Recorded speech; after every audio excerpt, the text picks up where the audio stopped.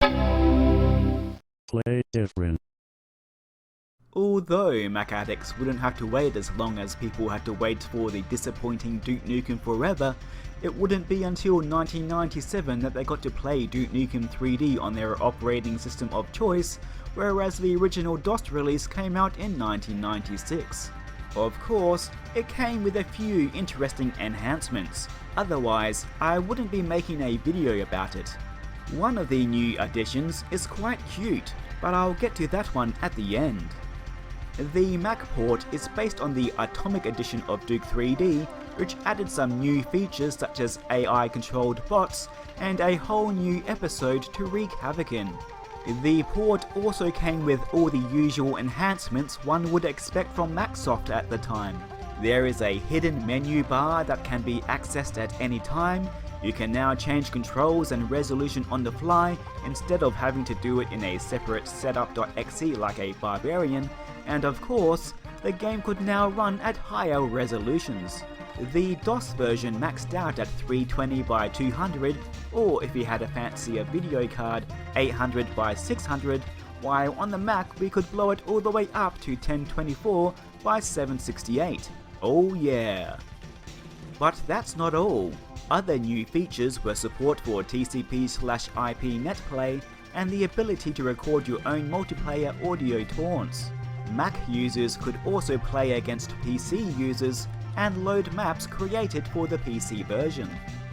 One major change was the soundtrack by Town Sounds, which was a digital re-recording/remix of the original MIDI tracks composed by Lee Jackson and Bobby Prince. Which soundtrack is better is subjective, plus it sounded different on PC depending on the sound card.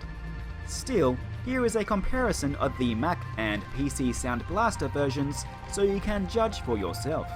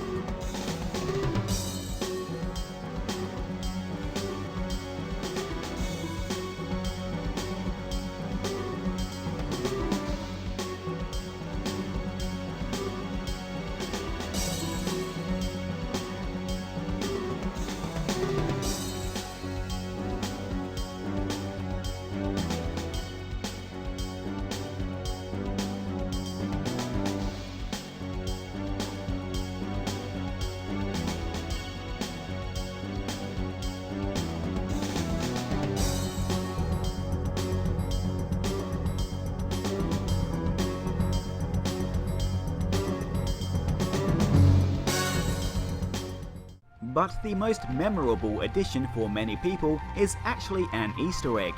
On the first level, there is a cinema that shows a looping animation of a dancer. If you type in the code DN1984, the animation will be replaced with a very crunchy version of Apple's famous 1984 commercial for the Macintosh, complete with the original audio which replaces the music and can be heard throughout the entire level from then on. Sure, most of the target audience probably would prefer to see the dancer shake her bottom, and the video is incredibly low quality even for the time, but it was still a very nice touch. Here is the code in action. Today we celebrate the first glorious anniversary of the information purification directives. We have created, for the first time in all history, a garden of pure ideology, where each worker may bloom, secure from the pests of a contradictory thoughts. Purification of thoughts is more powerful a weapon than any fleet or army on earth. We are one people. One will, one resolve, one cause. Our enemies shall themselves to death, and we will bury them with their own confusion. We shall prevail. On January 24th, Apple Computer will introduce Macintosh. And you'll see why 1984 won't be like 1984.